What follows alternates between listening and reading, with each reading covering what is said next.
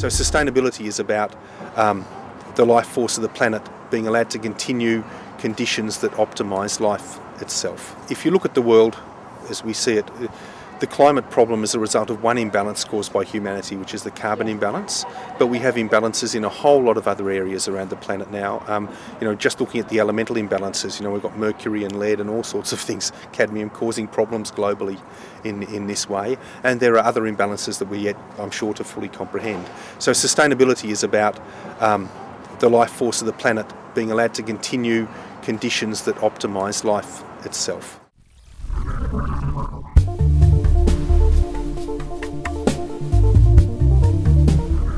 Well, in my view, climate, the carbon imbalance is the first hurdle humanity has to cross. It's the most urgent one, it's arguably the biggest one too, and that we have to actually jump that hurdle before we'll have the luxury of looking at the future and seeing about those bigger sustainability issues. But this one, the climate issue is about now. It really is about this year, 2009.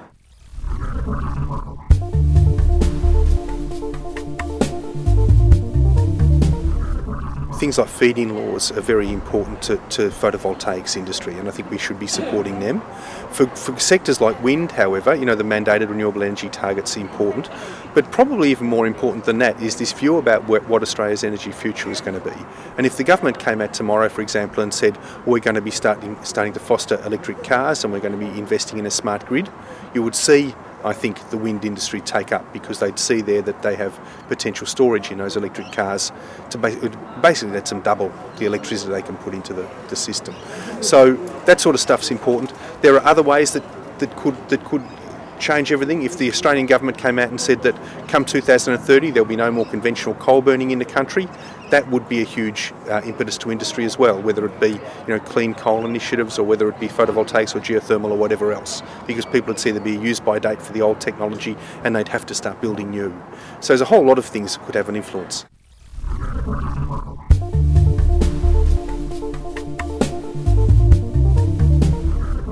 Being absolutely pragmatic about this, there is the technologies we're dealing with here, whether they be geothermal that I know a little bit about, or the solar thermal technologies or the concentrated PV technologies, are relatively new technologies that need to be ironed out. And geothermal is a great example of that, where it looked to be an easy project. The amount of energy there is undoubtedly massive. It can be produced at low cost, but developing the right technology to release that potential has proved to be hugely arduous and difficult, and is taking years longer than any of us would like. And that's going to be true for all of the new technologies. So, that we need to somehow hedge against that risk, and perhaps that's through government grants and through other incentives that would allow those industries to progress at a faster speed. But I'm not going to pretend there isn't problems with this, because there actually is. Any shift like this is going to have difficulties.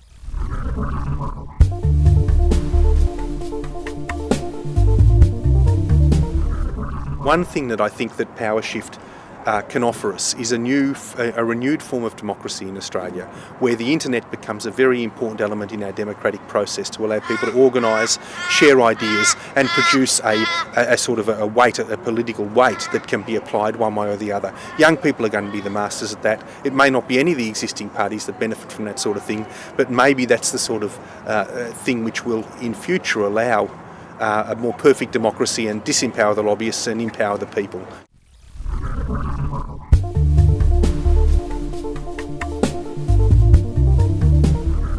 I think the University of Western Sydney is a hero for sponsoring it. It's fantastic.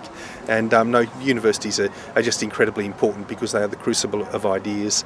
It's where we start forming the future at the very most rudimentary level of taking these students in and educating them and so forth. So of course they're central.